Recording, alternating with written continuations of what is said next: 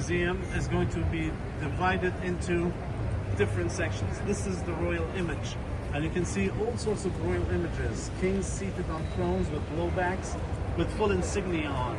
Hands open on their palms, on their laps, signifies that they are tolerant. Rulers always have their daughters next to them, not their sons, because they are the key to the throne. If they're standing up, they're taking a step forward with their left foot, because this is how military starts to march. Most men are right-handed. As a matter of fact, 90% of mankind is right-handed. So you take an offensive step by starting marching on the left. Until today, all the military around the world starts marching on the left. Left, right, left, left, right, left, and so on. So all these statues belong to royalty. The one closer to us over here is Akhenaten. And Akhenaten is the Hermetic king, the son of Imhotep III, the builder of the Luxor temple. This is the father of King Tut, and you can see his very dramatic face.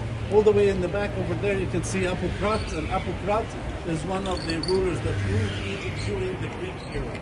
We're going to continue with the tour on foot because the escalator here is closed.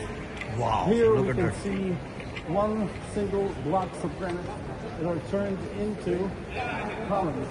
We can see the sphinxes over here to the right-hand side, left-hand side of the entryway that was also built out of granite. What we're looking at over here is the design aspect. We're going up the steps, folks. Nice and slow. The shrines made out of granite and basalt that have been placed inside the temples, the columns that you see to your left-hand side, and the granite banisters that went around doorways are all imported from Aswan city. This is the top of an obelisk, and usually the top part of that pyramid-shaped peak will be covered in a mixture between gold and silver. We call that electrum, and the function is to shine or reflect the sunlight to long distance. To the far left-hand side, what looks like Lego blocks is an offering table. That's right over there to the left, with all the little dents in it to put it with wine, beer, honey.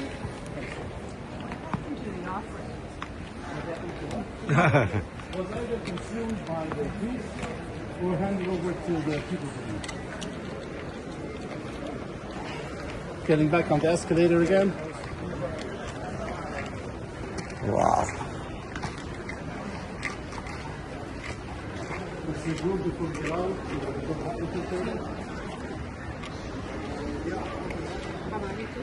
हाँ तो आगे चल जा रुक जा वापस आ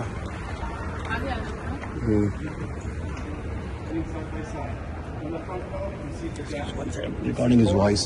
In the center over there, Ramses III, standing between Ptah and Sefton in granite. He's got the shepherd's stick in one hand, and he's got his hand holding hands with the goddess of Egypt. Ptah, with the skull cap, is always engulfed in darkness.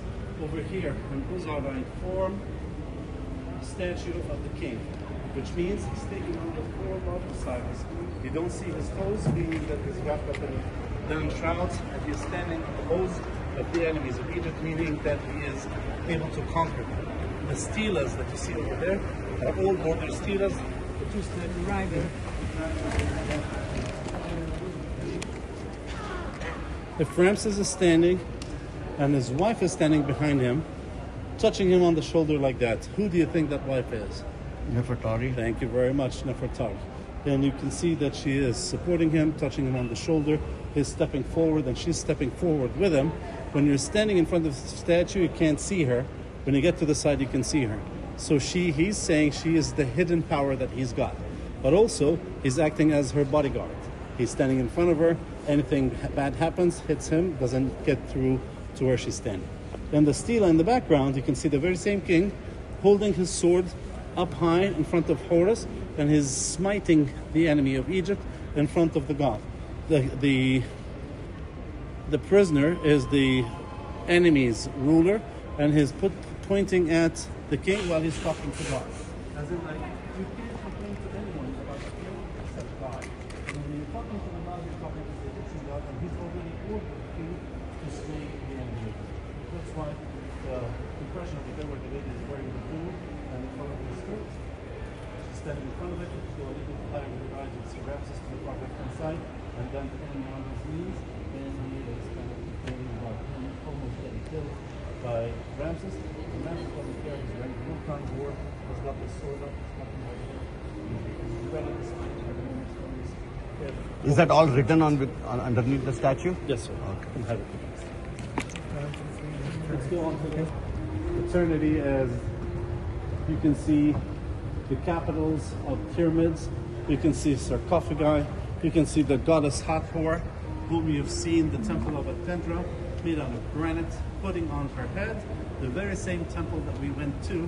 And of course, you can see over here the sarcophagus with the shape of a cartouche and the deceased queen on it from the outside, holding the royal insignia.